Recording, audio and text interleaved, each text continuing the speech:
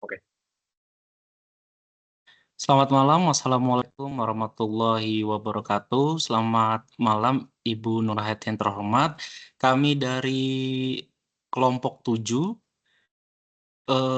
akan mempresentasikan untuk mata kuliah Good Corporate Governance dengan judul Peran Audit Internal dalam Mendeteksi Potensi Fraud dan Strategi Mitigasinya.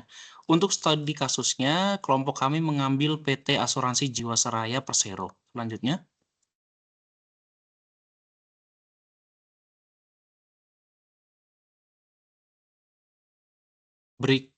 Berikut anggota dari kelompok kami, kelompok 7, yaitu yang pertama saya sendiri, Farul Editen Rumudi, yang kedua ada Karania Firyani, yang ketiga ada Muhammad Ihyah Ulumuddin, yang keempat ada Orsyala Melinda, yang kelima ada Fadil Hisham Oktavianto. Peran tim di sini yaitu mengemas kajian audit internal, fraud, dan kasus Jiwasraya menjadi materi presentasi yang terstruktur, ringkas, dan visual. Selanjutnya, berikut yaitu roadmap atau mind map pada peta bahasan materi. Yang pertama ada konteks GCG dan fraud-nya. Yang kedua yaitu audit internal sebagai kontrol. Yang ketiga, fraud triangle dan red flags. Yang keempat, studi kasus yang berada di PT Jiwasraya. Yang kelima, mitigasi dan kesimpulan. Fokus utama yang kami ambil yaitu bagaimana audit internal dapat berfungsi sebagai sistem peringatan dini sebelum fraud berkembang menjadi krisis korporasi. Selanjutnya, latar belakang masalah dari kasus fraud pada PT Jiwasraya. Yang pertama yaitu kompleksitas usaha, di mana target bisnis, produk, keuangan, dan investasi makin beresiko. Yang kedua, pengendalian lemah, kontrol internal tidak cukup cepat membaca anomali yang terjadi di perusahaan atau di laporan keuangan PT Jiwasraya. Yang ketiga, fraud tersembunyi, kecurangan sengaja dirancang agar sulit terdeteksi. Yang keempat, dampak luas, kerugian finansial, reputasi, dan kepercayaan pemangku kepentingan. Kasus Jiwasraya menunjukkan bahwa struktur GCG di atas kertas tidak cukup. Efektivitas audit internal ditentukan oleh independensi, kompetensi, dan tindak lanjut nyata. Selanjutnya, rumusan masalah dari presentasi yang kami sampaikan. Yang pertama yaitu bagaimana peran audit internal dalam mendeteksi potensi fraud pada perusahaan PT Jiwasraya. Yang kedua, faktor apa saja yang menyebabkan fraud pada kasus PT Asuransi Jiwasraya. Yang ketiga, bagaimana kelemahan pengendalian internal dan tata kelola kontribusi terhadap fraud. Yang keempat, strategi mitigasi apa yang dapat diterapkan melalui penguatan fungsi audit internal.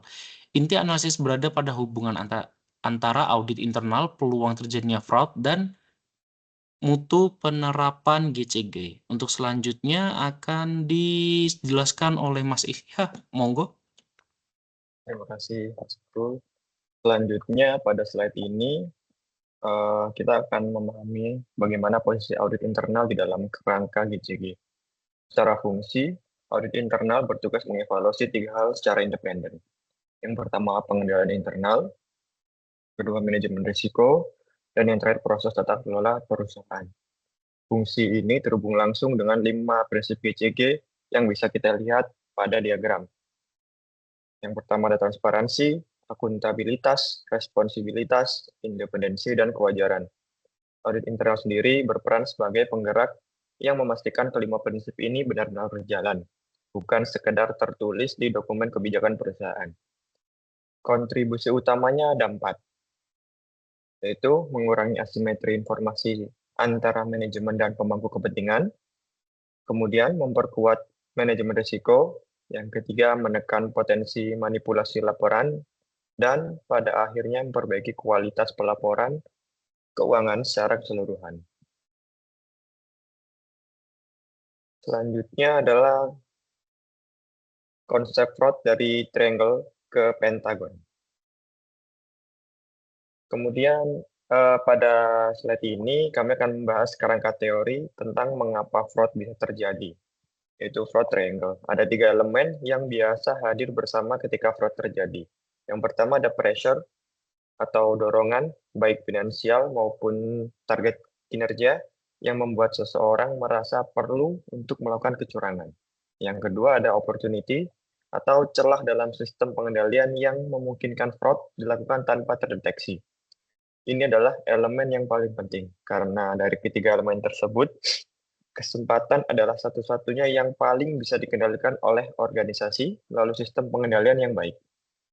Yang ketiga adalah rasionalisasi atau pembenaran. Pembenaran yang dibuat oleh pelaku untuk menganggap tindakannya wajar atau bukan suatu kesalahan. Teori ini kemudian berkembang menjadi fraud pentagon dengan tambahan 2 elemen, yaitu kompetensi dan arogansi. Perluasan ini relevan terutama untuk kasus fraud yang dilakukan oleh pihak-pihak dengan otoritas atau posisi tinggi dalam organisasi, yang nanti akan kita lihat relevansinya di kasus Jiwasraya. Next. Selanjutnya adalah peran audit internal dalam identifikasi fraud. Pada slide ini, saya akan menjelaskan 3 tahap peran audit internal untuk menangani fraud yang berjalan secara berurutan. Yang pertama ada tindakan pencegahan, yaitu memastikan kontrol internal sudah menutup peluang terjadinya fraud sejak awal, atau sebelum kecurangan tersebut sempat terjadi. Kemudian tahap kedua ada pendeteksian, yaitu mengenali red flags atau tanda peringatan dini, seperti anomali transaksi, dokumen yang janggal, dan keputusan yang tidak wajar. Tahap ketiga adalah investigasi, yaitu menelusuri lebih lanjut temuan-temuan mencurigakan untuk memastikan apakah benar terjadi pelanggaran dan seberapa besar dampaknya. Audit internal akan efektif ketika bergeser dari sekedar rutinitas atau pemeriksaan berkala menuju pendekatan risk-based internal auditing, yaitu sumber daya audit diprioritaskan ke area-area dengan risiko fraud tertinggi, bukan dibagi rata ke semua unit mempertimbangkan tingkat risikonya. Ketiga tahap dan pendekatan berbasis risiko ini akan menjadi kerangka analisis saat masuk ke studi kasus PT Asuransi Jiwasraya. Selanjutnya akan dijelaskan oleh Kak Sheila.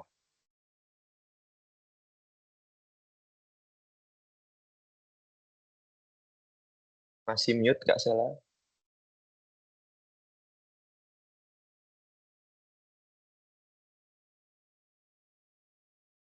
Untuk selanjutnya, studi kasus dari PT Asuransi Jiwasraya. Asuransi Jiwasraya ini merupakan salah satu perusahaan asuransi tertua di Indonesia yang beroperasi sejak lama. Pada tahun 2018, perusahaan ini mengalami gagal bayar polis yang diawali dengan kegagalan membayar polis senilai 8,802 miliar di tahun tersebut.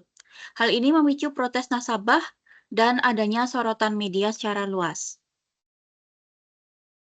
Hingga pada tahun 2019, PT Asuransi Jiwasraya tidak mampu membayar klaim sebesar 12,4 triliun dan pada tahun 2020 BPK menetapkan kerugian mencapai 16,81 triliun. Kegagalan bayar ini dianalisis menggunakan kerangka fraud triangle yang memperlihatkan 3 elemen yang bersamaan. Pertama, adanya tekanan, yaitu target premi dan imbal hasil tinggi menuntut kinerja yang tampak terus tumbuh. Kesempatan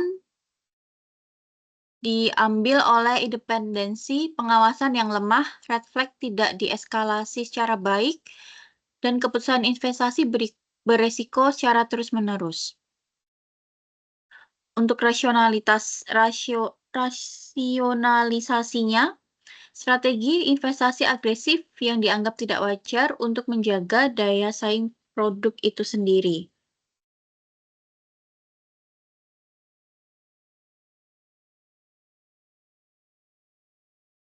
Selanjutnya, kelemahan pengendalian internal dan tata kelola.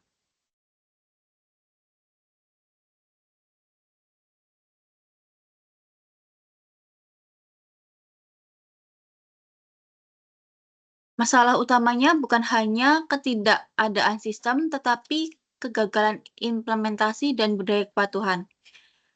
Audit internal tidak cukup independen untuk menekan keputusan manajemen beresiko, sehingga menghasilkan produk yang berimbal hasil tinggi tidak diperlakukan sebagai sinyal risiko utama. Yang ketiga, whistleblowing system tidak efektif karena pelanggaran kode etik internal, dan adanya pengawasan eksternal tidak cukup cepat menutup celah di industri asuransi tersebut. Kesempatan untuk fraud tumbuh ketika kontrol formal tidak diikuti keberanian pelaporan, adanya audit berbasis resiko, dan tindak lanjut independensi yang kurang dieskalasi dengan baik. Untuk selanjutnya akan dijelaskan oleh Kak Karania. Baik, terima kasih Kak Sela. Jadi dampak dari kasus Jiwasraya ini terdapat 3 poin, yaitu yang pertama kerugian negara periode pengelolaan investasi dari 2008 hingga 2018 sebesar 16,81 T. Kemudian yang kedua kewajiban klaim polis yang jatuh tempo dan membengkak hingga 13,08 T, dan PMN kepada BPUI atau IFG untuk restrukturisasi dan penyelamatan sebesar 20 triliun.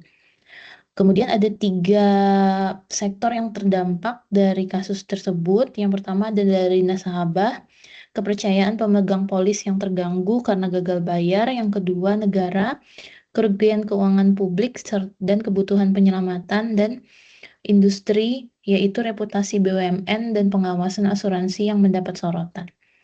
Selanjutnya, strategi mitigasi fraud. Mitigasi difokuskan pada penguatan sisi struktural untuk menutup peluang, mempercepat deteksi, serta memastikan tindak lanjut. Terdapat 5 langkah yang dapat dilakukan, yaitu yang pertama, independensi dan kompetensi. Audit internal melapor ke komite audit atau dewan komisaris. Yang kedua, risk-based audit, fokus pada investasi besar, produk berimbal hasil tinggi, dan transaksi anomali. Yang ketiga, pengawasan berlapis, sinergi audit internal, komite audit, OJK, BPK, dan regulator terkait. Yang keempat, budaya COSO dan kepatuhan yang meliputi kontrol lingkungan, penilaian risiko, informasi dan monitoring berkelanjutan, serta whistleblowing yang efektif, yang menjaga rahasia pelapor, proteksi retaliasi, dan tindak lanjut yang independen. Untuk selanjutnya akan dipaparkan oleh Mas Fadel.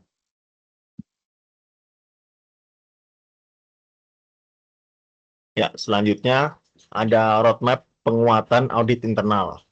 Itu dari deteksi dini menuju budaya anti fraud yang terukur dan berkelanjutan.